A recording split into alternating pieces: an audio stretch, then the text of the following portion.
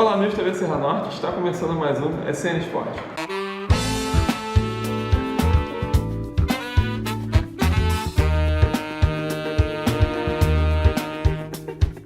E no programa de hoje, mais uma vez essa semana, meu amigo Diogo Latim. Diogo, seu olá pessoal de casa. Deixar um abraço a todos aí. Acredito que os tricolores e os botafoguenses estejam muito felizes aí com as vitórias nessa rodada do Brasileirão. Isso aí, já vamos começar falando dos dois vitoriosos, né? O Botafogo que ganhou do Fortaleza em casa, com o gol do Alex Santana, que saiu do banco para dar esses 3 pontos para a equipe alvinegra, né, Diogo? Um jogo que o goleiro do Fortaleza, agora me fugiu o nome, garrou muito, né?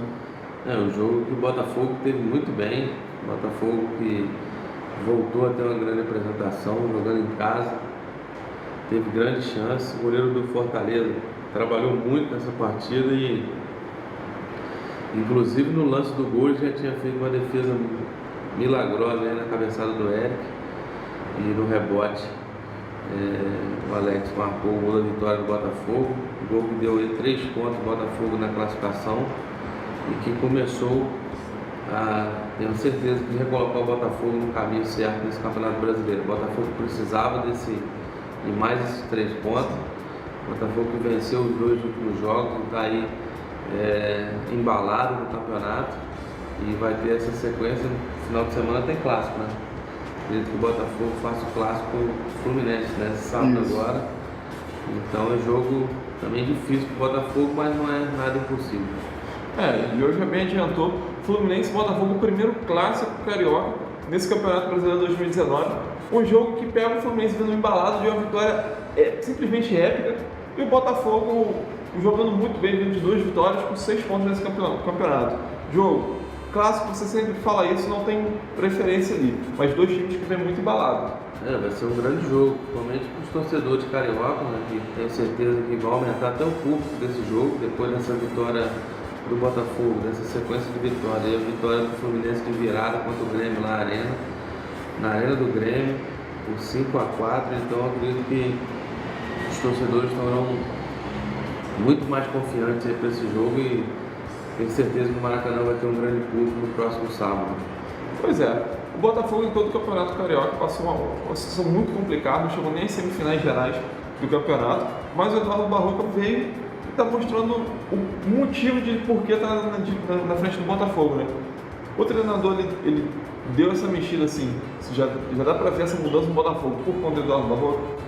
É um treinador, a princípio assim, de nome pouco conhecido no nosso futebol a nível de Série A, mas um treinador que tem uma escola muito forte, um treinador que foi treinador da categoria de base do Corinthians, e não é qualquer treinador que assume categoria de base de grandes clubes do futebol brasileiro, até porque muitos clubes dão um ênfase muito maior no treinador da base do que da equipe profissional, porque é ali que produz o jogador, ali que forma o atleta, enfim. E o Eduardo já está começando a mostrar suas qualidades, mostrar seu estilo de jogar, e o torcedor botafoguense já começa a perceber isso com essas 2 vitórias, assim, 2 últimas rodadas do Brasileiro. Isso aí. Falando agora do Fluminense, o Tricolor que ganhou do Tricolor Gaúcho, numa vitória épica. O Fluminense começou a perder de 3-0 e conseguiu virar o jogo para 5-4.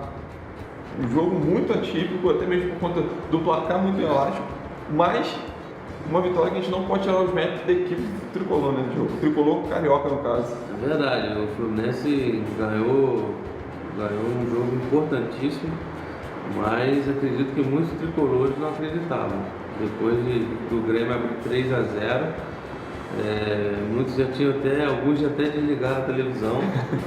Pode ter certeza que eu estou falando aqui, alguns já desligaram a televisão, não esperaram nem o final do jogo, e quando souberam o resultado foi uma surpresa boa para os tricolores carioca, né? E ao conseguir aí a vitória por 5-4, um grande jogo de 9 gols, placar que dificilmente acontece em todas as rodadas do Campeonato Brasileiro, mas isso mostra a qualidade das 2 equipes. Isso aí. Assim como a gente havia falado, Fluminense e Botafogo, o Fluminense chega até mais embalado do que o Botafogo, né? Essa vitória ela dá uma moral muito grande. E além disso, Yuri Gonçalves jogando muita bola e Pedro fazendo seu primeiro gol depois daquela cirurgia, depois de toda essa condição do joelho. Diogo, Fluminense chega assim, mais animado para o Clássico? Chega, vai chegar muito animado, né, depois dessa vitória. O Fluminense, que tenho certeza que os jogadores hoje estão se sentindo aliviados com o dever cumprido. Passaram um grande susto dentro da partida, né, com esses 3-0, conforme eu já disse, e conseguiram dar a volta por cima. Isso aí. Diniz, pós-jogo, ele falou que ele exaltou muito o elenco tricolor, falando que o elenco não desistiu do jogo, depois que voltou o segundo tempo, mudou a cara do jogo. Você vê o Diniz assim, tendo uma peça fundamental no Fluminense para todo esse ano muito bom do Fluminense, o Fluminense começando bem, e essa vitória que dá um impacto muito grande na elenco do Fluminense?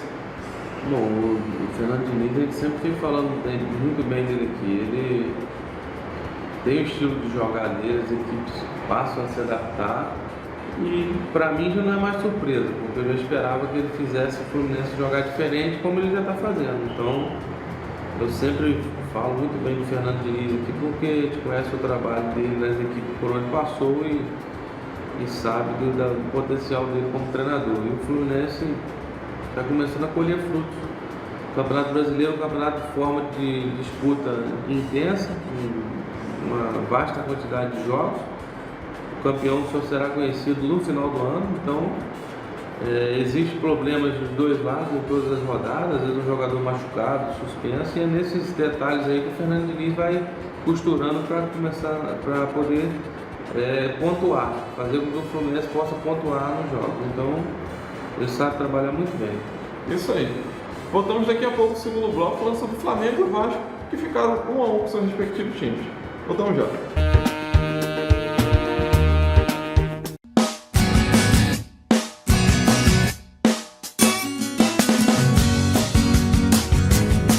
Bateu aquela fome? Venha para o restaurante do Betão. Comida caseira de qualidade você só encontra aqui. Variedade e bom atendimento em um só lugar. Restaurante do Betão. A melhor comida com o melhor preço. Rua Padre André Boaventura, 84, Centro Cordeiro. Peça já a sua quentinha. 981 13 19 15. Voltamos agora com o segundo bloco da SN Esporte e já vamos voltar falando do Vascão. O Vascão que levou seu jogo para Manaus contra o Corinthians e ficou no 1-1 de jogo. Lei do ex valeu a favor do Corinthians com o gol do Matheus Vital e o gol do Vasco foi pro Max Lopes. Eu tomei até um susto, você acha que o jogo foi em Macuco. Nada. Não, mas voltando aqui, o Vasco fez um jogo pro Corinthians, né, em Manaus, um jogo onde os torcedores, tanto vascaínos quanto corintianos, compareceram naquela região do país, muitos torcedores que não têm a oportunidade de estar nesses jogos, foram a esse confronto. E o Vasco conseguiu aí fazer seu primeiro ponto, né, no campeonato. O Corinthians abriu o placar, o Matheus Vital na grande jogada, um erro da defesa do Vasco, a saída de bola. Ele na jogada individual conseguiu fazer 1-0. E o Vasco, num lance que teoricamente a princípio seria escanteio, depois do árbitro consultar aí o VAR, confirmou a penalidade convertida pelo Max Lopes, empatando a partida, dando o Vasco aí o seu primeiro ponto no Campeonato Brasileiro. Isso aí. O próximo compromisso do Vasco é também com o time paulista, mas ele vai até a Vila Belmiro enfrentar o Santos. Um jogo muito difícil, né, João? Difícil e pelo momento que o Vasco passa, complicado, porque o Vasco já esteve jogando com o Santos há poucos dias pela Copa do Brasil, passou apertado na Vila Belmiro e tem certeza que será um jogo novamente difícil para o Vasco da Gama. Isso aí. Durante o Campeonato Carioca a gente viu muitos jornalistas enaltecendo o bom ataque do Vasco, com o Thiago Reis, com o Marrone, com as peças ali da base, até mesmo outros jogadores, né? Mas o Vasco, por mais que tenha jogado bem, não está sendo efetivo lá na frente.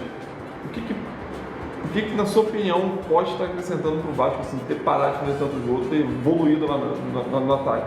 A diferença é só o nível da competição. O Campeonato Carioca, ele tem, junto com o Vasco, no máximo umas 3 ou 4 equipes que possam nivelar, o resto são abaixo do nível.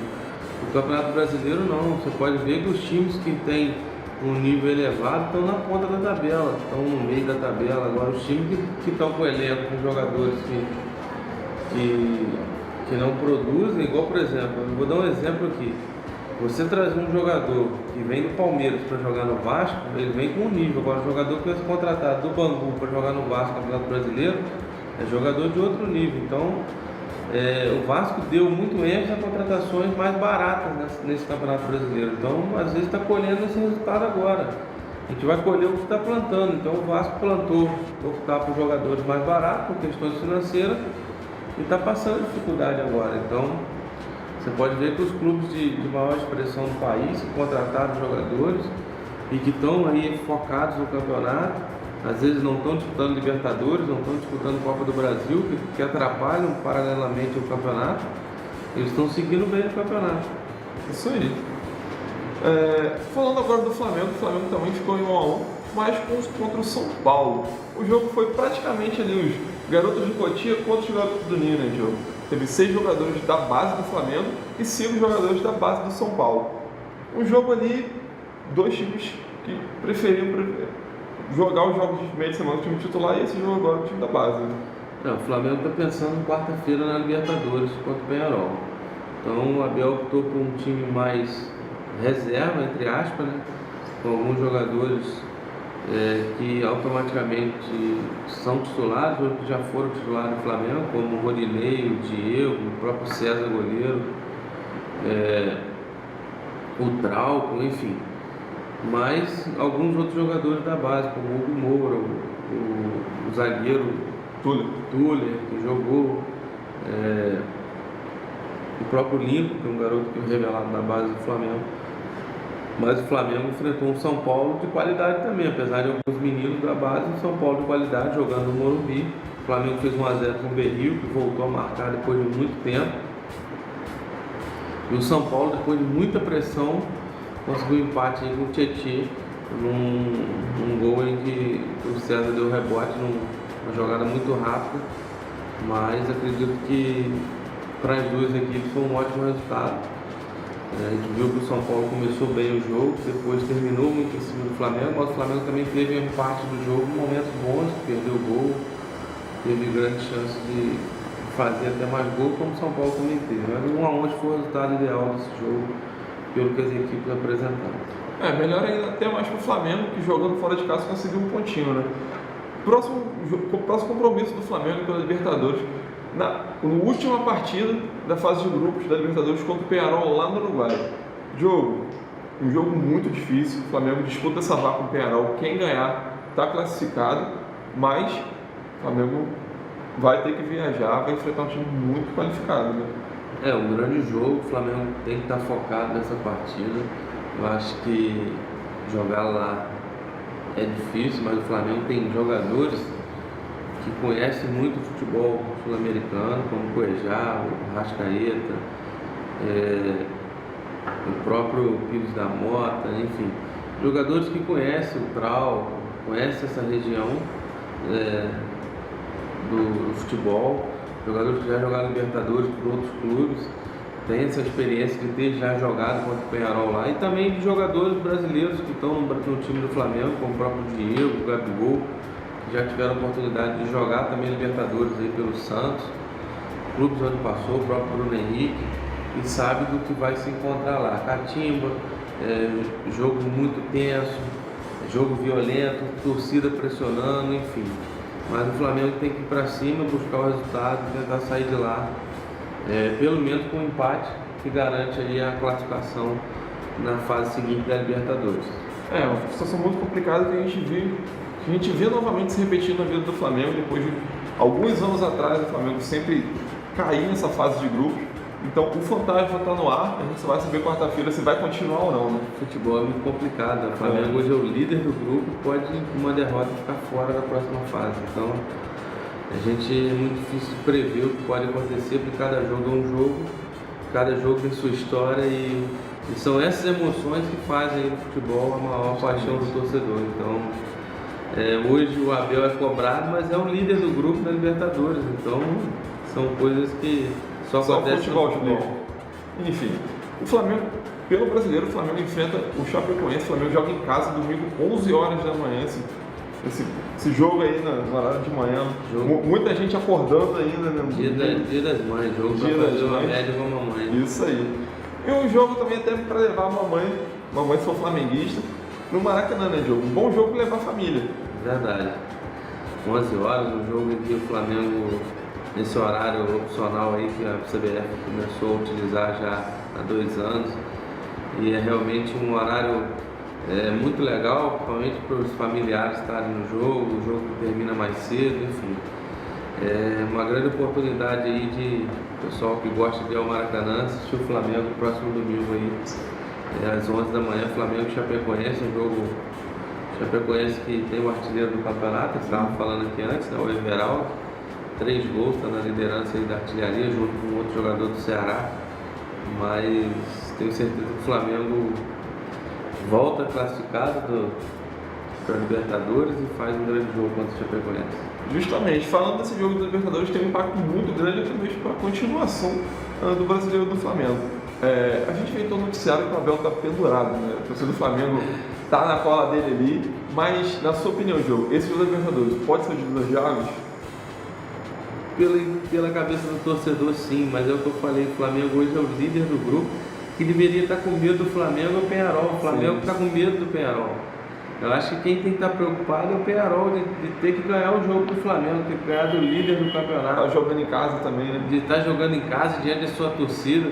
Agora o Flamengo inverteu o papel e a torcida do Flamengo às vezes, eu sei que o torcedor cobra muito, mas é uma partida que se o Abel não classificar, provavelmente ele não é o técnico contra o Chapecoense do domingo. Eu já acredito nessa decisão da diretoria. Se o Flamengo não voltar classificado, o Abel não comanda no domingo contra o Chapecoense. Mas é a rotina do futebol brasileiro, dos treinadores, de viver de resultados. E já tem algumas especulações até mesmo caso o Abel caia. E uma delas é o Thiago Nunes, atual treinador do Atlético Paranaense. Enfim, é o mundo da bola girando e às vezes nem sendo tão gentil com os treinadores, né, Júlio? Com certeza. Muito bem. Daqui a pouco a gente volta para o terceiro bloco para falar das quartas de finais, do primeiro jogo das quartas de finais da Supercopa Ilha Noroeste. Voltamos já.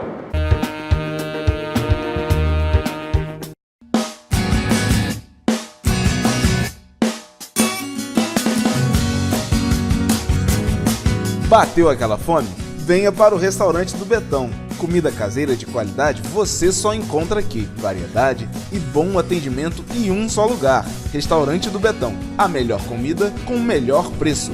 Rua Padre André Boaventura, 84, Centro Cordeiro.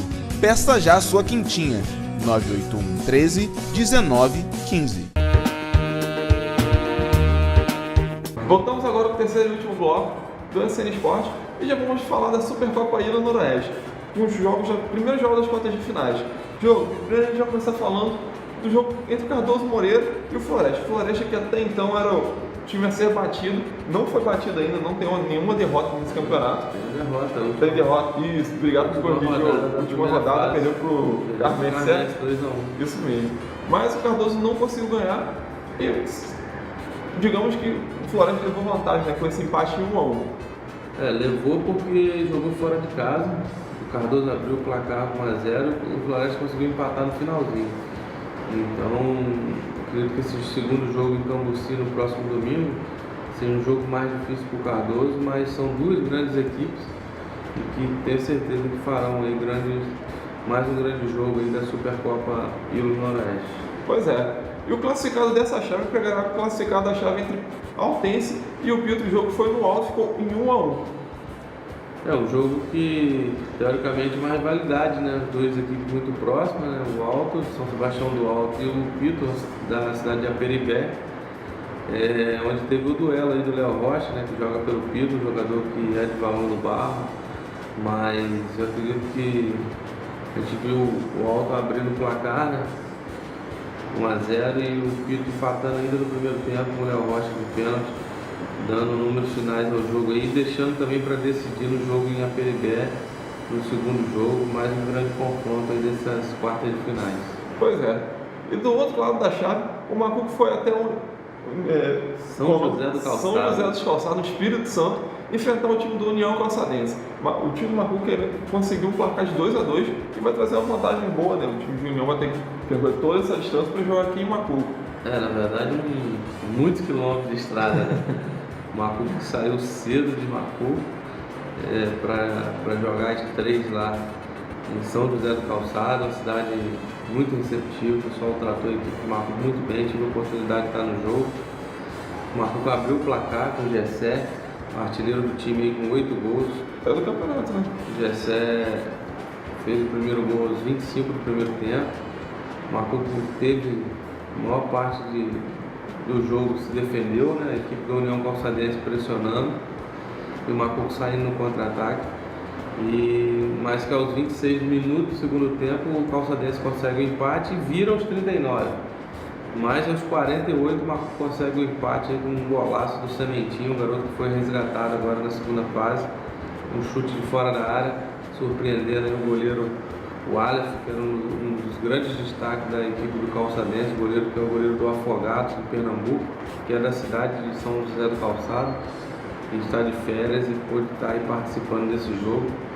Mas a equipe do Calçado é uma equipe muito intensa, uma equipe que busca o gol o tempo todo, jogadores muito rápidos. Trouxeram o Rony Clay, um meia esquerda que jogou no Rio Branco do Espírito Santo, um jogador que tem uma qualidade técnica muito elevada. Não é um jogador de muita velocidade, mas é um jogador que trabalha muito bem a bola. E o Macuco foi completo para o jogo, né? Tendo o resgate ali do Semente, jogando no meio campo, tendo a volta do Valker, camisa 10, que jogou contra o Altense, e o restante da equipe titular participando da partida. E uma grande atuação aí do Dodô, goleiro do Macuco, que fez 2 grandes defesas aí no segundo tempo, que poderia ter definido já praticamente até a classificação do Calçadense, mas o Dodô fez 2 grandes defesas milagrosas que ajudou o Macuco. E um resultado que vem para Macuco semana que vem no segundo jogo em aberto, tá? Acho que o Macuco tem grande chance, a torcida comparecer. Um jogo lá que teve um público muito baixo e tivemos apenas uns 15 torcedores de Macuco nesse jogo lá. Pela distância, o pessoal não pôde estar comparecendo, mas acredito que o jogo em Macuco, o Macuco possa aumentar o público aí e com certeza ajudar a equipe nessa classificação para a semifinal. Pois é, e a torcida do Macuco foi muito importante na decisão, né, a partir das quartas de finais do Supercopa do Noroeste ano passado, que empurrou o time até conseguir o título. E o vencedor dessa chave, no caso desse confronto, enfrenta praticamente, não podemos dizer que Paraíso está classificado, mas já está com o pé na classificação. O Carmense, jogando em casa, perdeu para o Paraíso por 6-3. Jogo, placar muito atípico também pela quantidade de gols. Né? Jogo muito atípico, mas é a virtude do campo pequeno. O campo do Carmense é um campo de dimensões muito pequenas.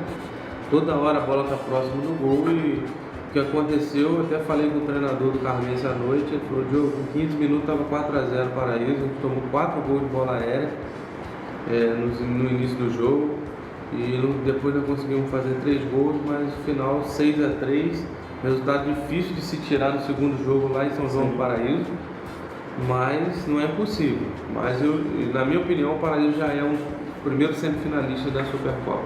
Pois é, ficamos por aqui agora com a SN Sport. Diogo, muito obrigado mais uma vez pelas considerações finais pessoal de casa.